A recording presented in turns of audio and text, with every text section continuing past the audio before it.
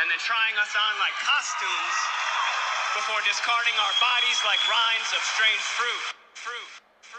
When you see the video, actually made me, viscerally, my heart was beating fast watching it. So you talk about your initial impact, your initial responses. Mine was disgust. I'm looking at this and I'm disgusted by it because I'm like, here's a man in uniform. Anybody in uniform is in uniform to serve, to honor, and protect, right? And so when someone's doing the wrong thing, as brothers, we're supposed to check each other, hold each other accountable. In the video, I see his brother not holding him accountable, and it's like not even bothered by what's going on. So I'm like, how do I have this conversation with my daughters? And so I had to go back and have a broad conversation and then drill in, right? And see, for me, man, my sons are older too, and I'm a Brooklynite before gentrification.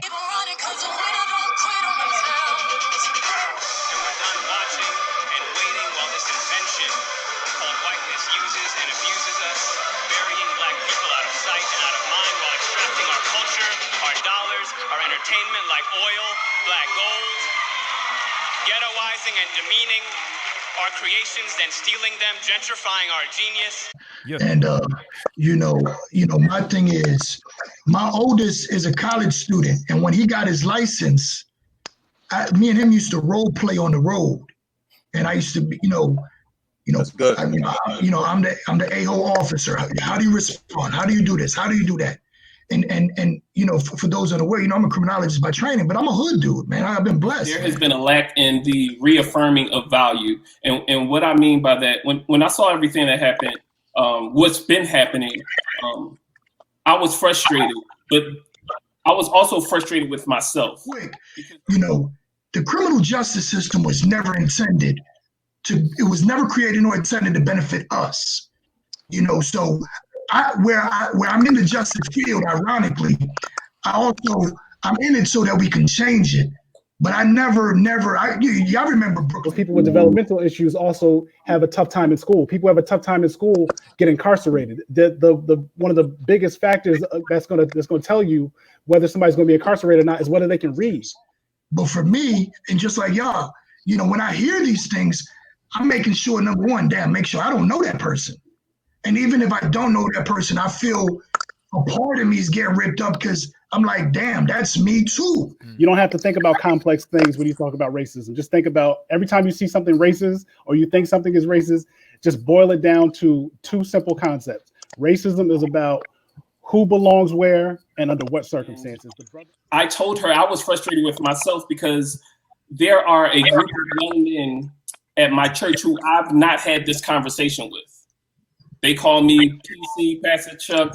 They call me Unc, but I've not had these real life conversations. Some of them have fathers in the home, some of them don't. But I realized that I've had those reaffirming male voices in my life to kind of keep me on a certain path. Abolitionists are asking the question, what would have to be there so that two individuals get into a fight in New York and their first inclination is not to kill each other or try to harm each other? That comes from coping skills. That comes from having psychotherapy in your community. Talk it up. If you emotionally, if you experience some trauma, don't whine about it. That is life. So for me, oftentimes, when we talk about like masculinity and hegemony and things of that nature, we've been conditioned to be workhorses with no emotion. With bruh, some of my people, some of my friends, I'm not good. And then of course we're inside, so I'm not going to the gym. It's like all my outlets are not available. Unity. All these deaths we're seeing, that's constant trauma, man. And to take it one step further, those black privileged folks, because I know a lot of them. Preach.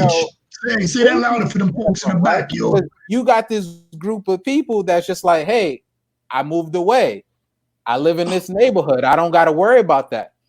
Oh, but believe so, when this thing bursts into a flame. The Bible also says iron sharpens iron. We need to have these type of not even platforms, these conversations in our homes, with our aunts, with our family members, with our friends, in order to make sure that the structure of the community a reminder that we have to do more work in order to strengthen and unite as a body in order to overcome this systemic racism. I think it's exactly right. We have to be, in a space where we are looking out for our community in ways that we've never done before. Right now we are under a environment that is just not conducive to life. It's not conducive to well-being. We are under constant threat. We are under constant insult. But I will say this: when you on a plane and that air bag come down, what they always tell you, make sure yours is straight,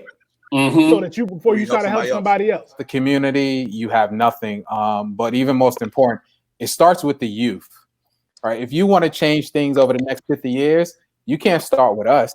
You got to start with the youth. One of the things that when we talk about history is Angela Davis talks about having a vocabulary, part of the to get rid of this obsolete vocabulary that we have, and part of that is when we talk about slavery, and we talk about slavery as if it's this thing that started and stopped. And we don't understand that slavery is very much a part of what we are as America. It's as American as apple pie. You could buy some really fly stuff when you're not paying for labor. Anybody ever had some work done on their house? You ever had some work done on your bathroom or something and you ain't had to pay to do? Imagine what kind of fly stuff you would have had in your bathroom if you ain't had to pay somebody. So America has been in a position where they have built a lot of wealth off of people that look just like us, right? And so when you start teaching that history is uncomfortable for people because America likes to learn things about George Washington like he had a cherry tree. What are you talking about? What do you talk? Lincoln freed the slaves as if the slaves were these passive beings that just kind of sat back and were just looking, with that look like. We won. Jay, are you willing to die? Yes. Chuck, are you willing to die? Yes. Mike, are you willing to die? It's hard for him. Come on, litigator. Yes. Scare, are you willing to die? Absolutely. Doc, are you willing to die? We all die, brother. Yes. In my approach, I work in a predominantly white space. I'm usually the only brown face in the room is with a bunch of, you grew up around drugs and guns? Like, yeah, I'm from the city. Like I'm from Philly. Like someone made the comment like, but Charles, you're Oreo. And I'm like, what does that mean? Find and master your craft. Like, don't try to be someone else. Try to find and master your purpose, your craft, and that work, your gift will make room for you in different. Criminal justice is $1 billion industry. And there's no amount of legislation. What does criminal justice mean? It means they need to ensure people are breaking some laws to keep them prisons filled, to keep the halfway houses filled, to keep the courts operational. So I'm not, I'm optimistic, but I am a realist. Like, it takes leadership on the front end, not when it happens. Right. If the black dollar ain't moving, everybody ain't moving. But what we do have is we have social media. We have ways of educating ourselves and getting together over important things that are important to us. And that to me is the practical thing. I don't think you need to be out writing legislation, but you do need to be putting pressure on your local people, like the brother said, on your local administrative people. That's the DA. That's the people who are controlling the finances. I told you this a little bit earlier. We're so entertainment focused in our culture in America, right? You can look at subsets of that all the points that we just made is easier said than done. I've understood the importance of open dialogue with men and matters of the soul.